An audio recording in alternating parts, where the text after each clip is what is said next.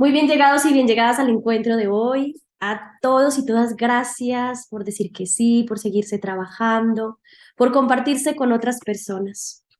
Estamos ya muy cerca de terminar el encuentro, preguntándonos si este dolor no es mío y reconociendo qué parte de ese dolor me ha correspondido y cuál otra parte de forma inconsciente he tomado para mí, para mis aprendizajes personales, y ahora me he dispuesto a aprenderlos de forma consciente.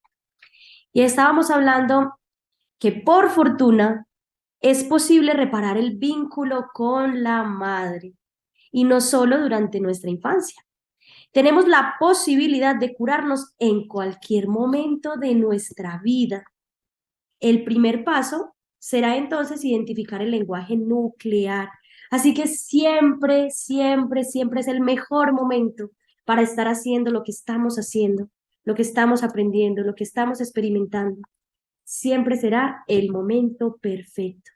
Es que no estaba lista o no estaba listo y realmente no estaremos listos. Lo que nuestro corazón precisa es estar disponible y dispuesto para hacer nuestra parte en este proceso de sanación y cura. Las separaciones tempranas, a semejanza de otros traumas que ya hemos trabajado antes, generan un entorno en el que puede florecer el lenguaje nuclear. Cuando investigamos la existencia de un vínculo interrumpido, solemos escuchar palabras que indican una necesidad de conexión, así como palabras que detonan o denotan rabia, crítica, condena y desengaño. Ejemplos de algunas frases nucleares que han aparecido tras una separación temprana. Frases como me quedaré abandonado, me dejarán, me rechazarán, me quedaré solo, no tendré a nadie, me quedaré desvalido, perderé el control, no le importo a nadie, nadie me quiere, no estoy a la altura, soy excesivo, no soy suficiente, me abandonarán, me harán daño, me traicionarán, me aniquilaré, quedaré destruido, no existiré, todo es inútil. Las frases nucleares como estas no necesariamente se deben a una interrupción de nuestro vínculo con mamá. También podemos haberlas heredado de una generación anterior de la historia familiar. Es posible que hayamos nacido con esos sentimientos sin saber de dónde surgieron. Un tema común que caracteriza a las separaciones tempranas es el rechazo fuerte que sentimos hacia nuestra madre, sumado a la sensación de culpa o acusación por el hecho de que ella no fuera capaz de atender nuestras necesidades. Aunque quisiéramos muchísimo a nuestra madre, por no haberse llegado a desarrollar del todo el vínculo, llegamos a sentir que ella era débil y frágil y que nosotros debíamos haber cuidado de ella. Así, la noción de obligación puede llegar a invertirse por nuestra necesidad de sentirnos vinculados a ella. Entonces, la necesidad original de vincularnos con mamá es nuestra. La ponemos en ella cuando la volvemos un ser indefenso y débil al que yo tengo que sostenerle la vida. De esa manera, subsano mi necesidad de estar vinculado con mamá. Wow. Sin saberlo, podemos intentar dar a nuestra madre esos mismos cuidados y atenciones que nosotros mismos necesitamos desesperadamente. Es frecuente que las personas que hayan sufrido una interrupción del vínculo manifiesten quejas nucleares y descriptores nucleares, como ya los vimos, parecidos a estos o muchos de estos. Mamá era fría y distante, no me tenía en brazos nunca, yo no confiaba en ella en lo absoluto. Mi madre estaba demasiado ocupada para hacerme caso, nunca tenía tiempo para mí. Mi madre y yo estamos muy unidos, es como una hermanita pequeña a la que yo cuido. Mi madre era débil y frágil, yo era mucho más fuerte que ella. No quiero ser nunca una carga para mi madre. Mi madre era distante, fría emocionalmente y crítica. Siempre me apartaba de sí. La verdad es que no le importo. Lo cierto es que no nos tratamos. Yo me sentía mucho más próximo a mi abuela. Fue ella la que me hizo de madre. Mi madre está completamente centrada en sí misma. Solo le importa lo suyo. Nunca me manifestó ningún cariño. Puede ser muy calculadora y manipuladora. Yo no me sentía a salvo con ella. Le tenía miedo. Nunca sabía lo que podía pasar en cualquier momento. No tengo una relación estrecha con ella. No es maternal, no es como una madre. No he querido nunca tener hijos. Jamás he sentido dentro de mí el instinto maternal. Bueno, esos son algunos ejemplos, algunos descriptores. Vamos a escuchar el caso de Wanda, la soledad de Wanda. Wanda tenía 62 años y estaba deprimida. Había pasado por 3 matrimonios rotos, por la adicción al alcohol y por muchas noches de soledad, y pocas veces había llegado a conocer una verdadera paz en su vida. Sus descriptores nucleares sobre su madre lo decían todo.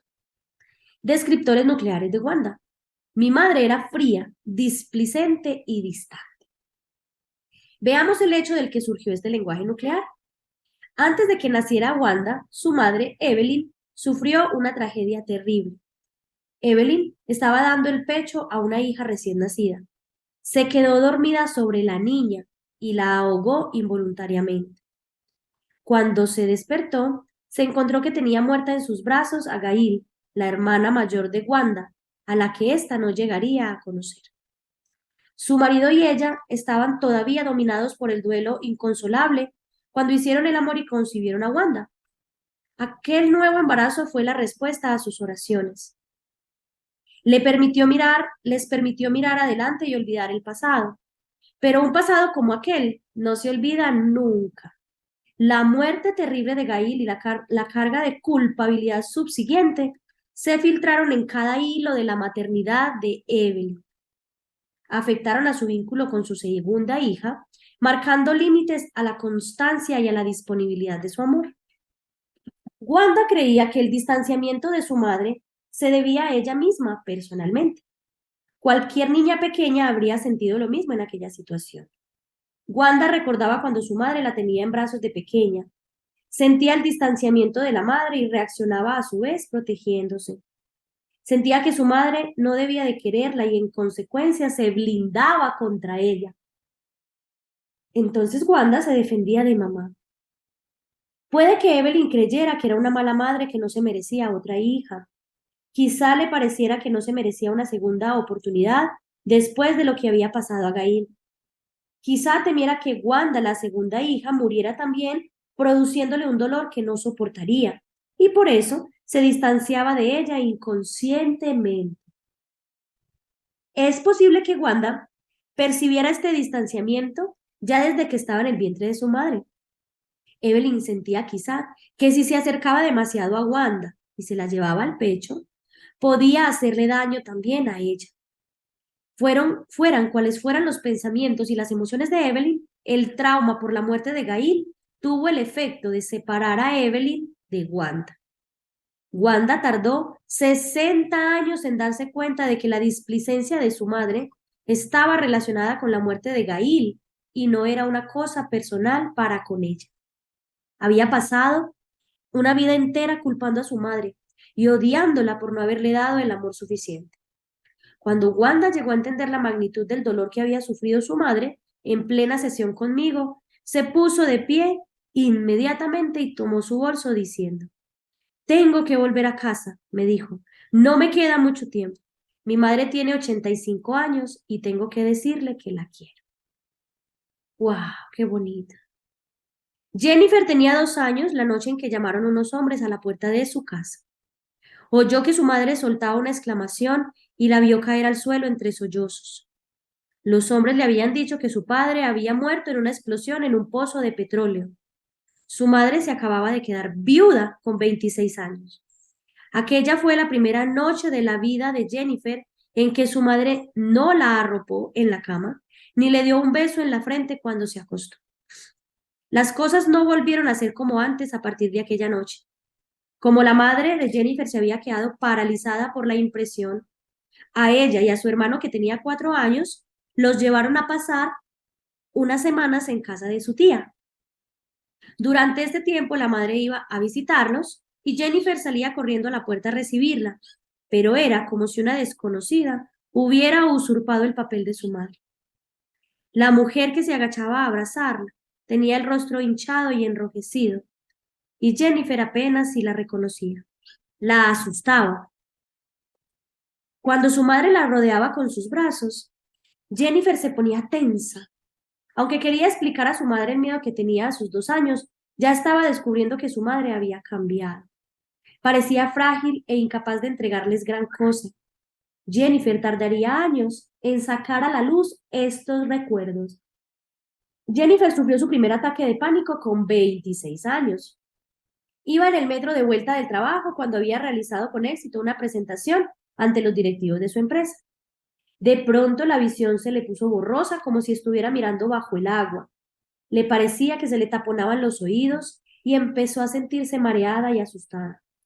Aquellas sensaciones le resultaban tan extrañas que pensó que le estaba dando un ictus. Estaba paralizada, desvalida e incapaz de pedir ayuda.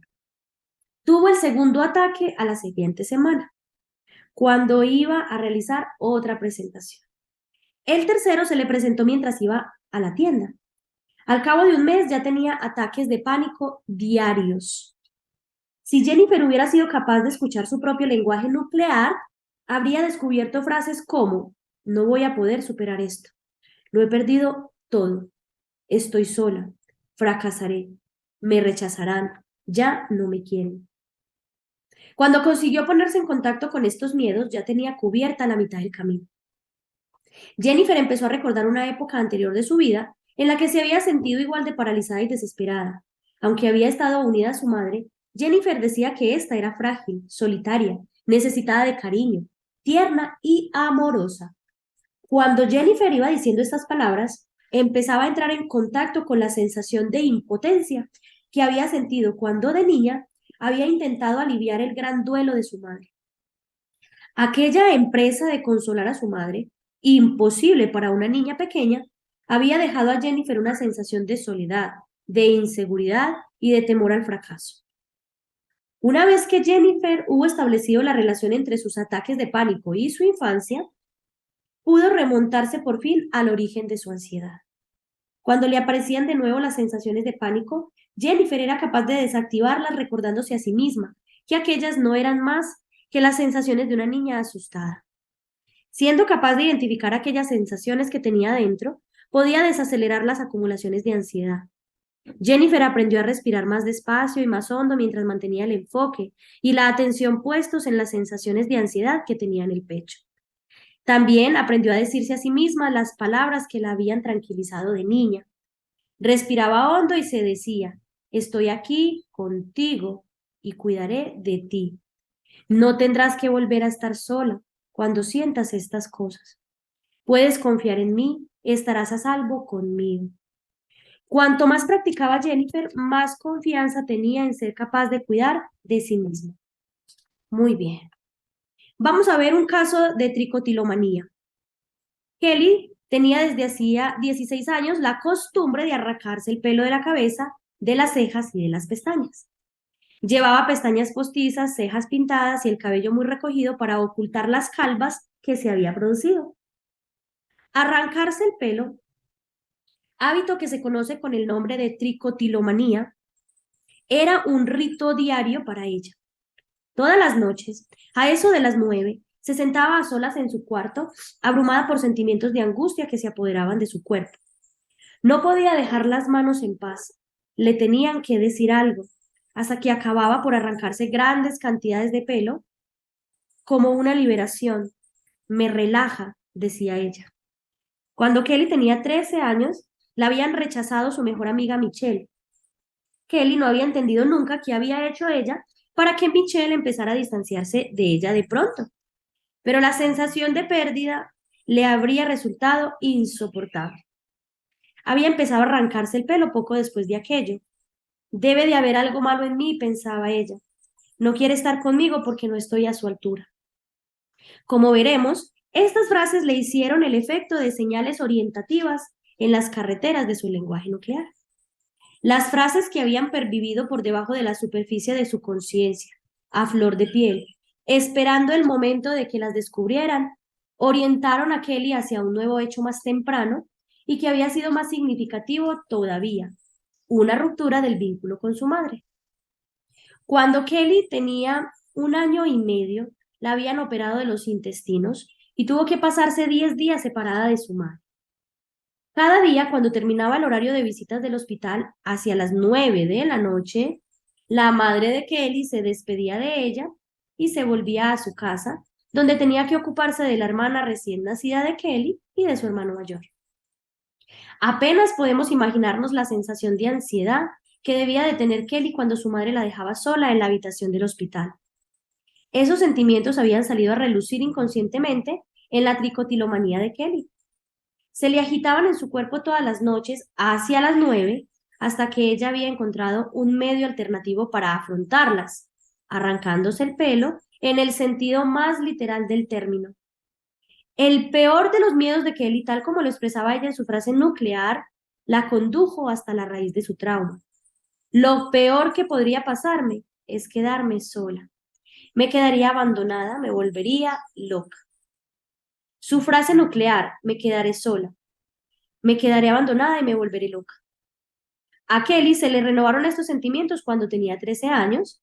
Michelle y ella habían sido amigas inseparables, pero entonces de pronto Michelle abandonó a Kelly y se hizo amiga de otras chicas más populares. Entonces todas las demás chicas se pusieron en contra de Kelly. Esta se sintió abandonada, rechazada y despreciada. Cuando vemos esta experiencia dentro de un marco más amplio, podemos considerarla una oportunidad perdida por parte de Kelly, que podría haberse orientado por ella para encontrar la curación más general, la del trauma más profundo y más significativo de haberse quedado sola en el hospital sin su madre. Ahí el desafío es que Kelly era una niña para tramitar la experiencia. Pero no somos muchas las personas que al encontrarnos ante nuestras dificultades somos capaces de interpretarlas como señales que nos guían en una dirección. Atendemos más bien a aliviarnos los sufrimientos y rara vez optamos por remontarnos en busca de su origen. Cuando llegamos a conocer la sabiduría de nuestro lenguaje nuclear, los síntomas de nuestro sufrimiento pueden convertirse en el mejor de nuestros aliados. La metáfora de la tricotilomanía de Kelly. El lenguaje nuclear de Kelly indicaba el miedo profundo que tenía ésta a que la dejaran sola. De hecho, la tricotilomanía, el hábito de arrancarse el pelo como expresión no verbal de su lenguaje nuclear, le había comenzado inmediatamente después de que la abandonara su amiga Michelle. Si bien la costumbre de Kelly de arrancarse el pelo la condujo a descubrir su trauma original, también representaba metafóricamente la separación de dos cosas que habían estado unidas. Al arrancarse Kelly el pelo, separaba los cabellos del folículo piloso donde tenían la raíz. Es una imagen semejante a la separación de un niño de la madre que lo tiene en sus brazos. Algunas conductas muy personales suelen representar cosas que no es posible observar ni examinar de manera consciente. Si exploramos nuestros síntomas con detenimiento, podemos descubrir una verdad más profunda. Los síntomas suelen hacer de señales orientativas que nos apuntan hacia lo que debemos curar o resolver.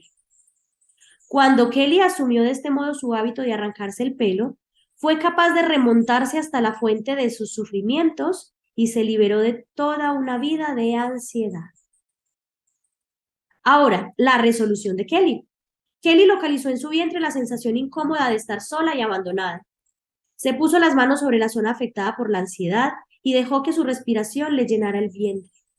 Mientras sentía bajo las manos la subida y la bajada del aliento, visualizaba que tenía en brazos y acunaba aquella parte suya de niña pequeña que seguía sintiéndose sola y asustada. Cuando aquel movimiento empezó a calmarla, se dijo a sí misma: cuando te sientas sola y asustada, no te abandonaré nunca. Pondré la mano aquí y respiraré, y respiraré, y respiraré. Voy a respirar contigo hasta que vuelvas a estar en calma. Y Kelly dejó de arrancarse el pelo después de vivir una sesión terapéutica. Eso, un bello síntoma que nos trae información, muchos síntomas que quizá nos cuesten un poquito entender el mensaje en el primer momento en que ocurre. Y ahora, la gran oportunidad de reconocer nuestros síntomas apenas vienen tocando la puerta. Ya sabemos que vienen para algo, porque todo el tiempo nos pasa algo para algo. Gracias, gracias, gracias por tu compañía, por escuchar, por dejar tus mensajes. Dale like a todas estas clases y compártela con otras personas para que ellos también tomen este alimento. Hasta pronto.